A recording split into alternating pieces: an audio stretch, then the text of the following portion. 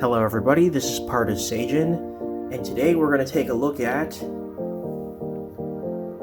the Ultra action figure series, particularly this one, Mebius.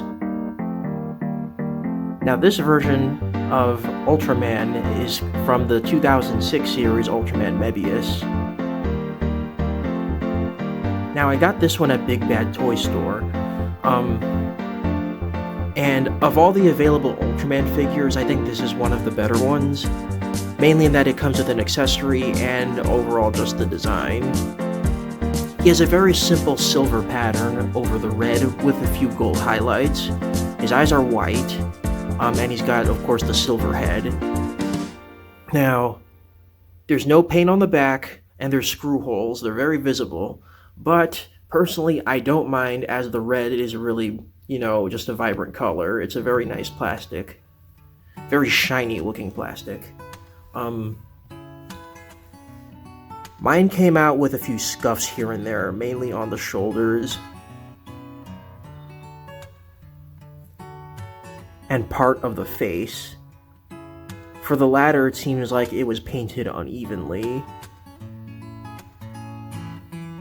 But with those defects aside, this is an overall solid figure. There's also the blue for his color timer. And the color timer is one of the reasons why this is my favorite Ultraman design, or at least one of my favorites. Even though he's a Heisei era Ultra, he looks like he fits right in with the Showa characters. His color timer seems to be more embedded in his chest rather than being a light bulb that is plugged on.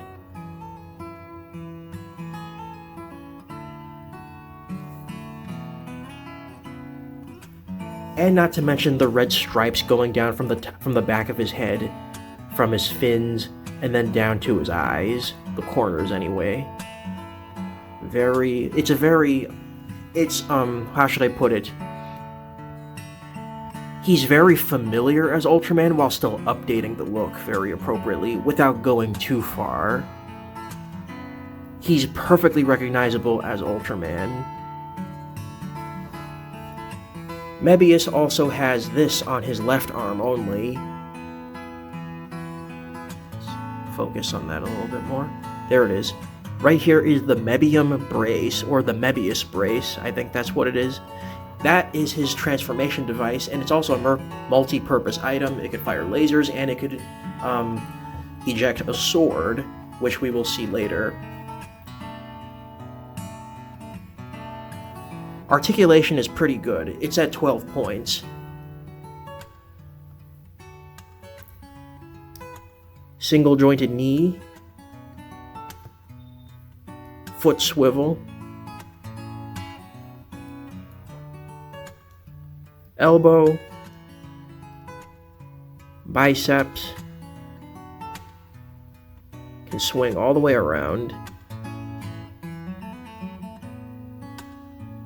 head, looks left and right, and can look down, actually. He can look down quite a bit, not so much up, but he can look down. Finally, he has a couple joints in his hands. If you look carefully, the finger joints are separate, which means he can do this. Says he's doing okay. Or he could do this. Pinky swear. Now, I would have been fine if it was just a singular joint at his hands for the fingers. Oh, and he's also got a wrist swivel too.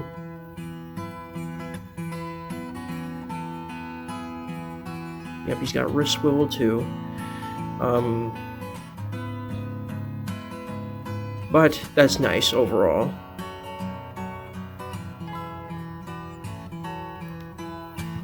And stand up. Yeah, very good in terms of articulation. His one accessory is the Mebium blade.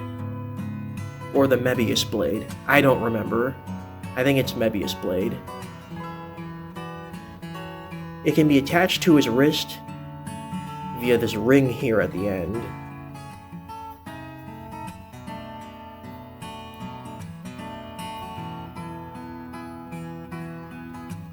Just carefully place it over his wrist. Oh, I start at the hand because that's a much thinner part.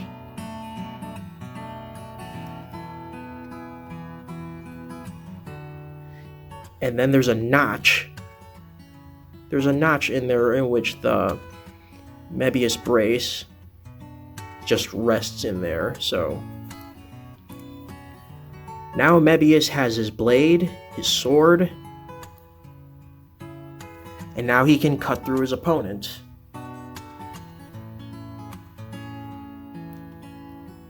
It's very similar to Ultraman Jack's Ultra Bracelet when you think about it. Yeah, that's a very cool accessory. Now for some size comparisons. Here he is next to Godzilla Evolved. And I like this because Godzilla should be bigger.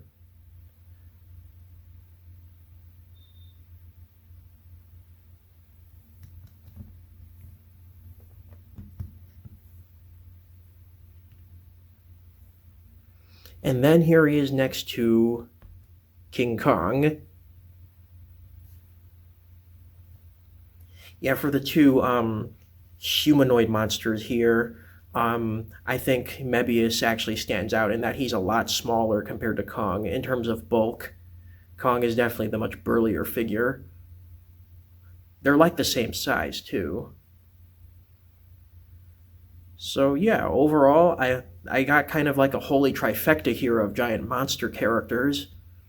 Godzilla, Ultraman, and King Kong. And that concludes this review. Take care.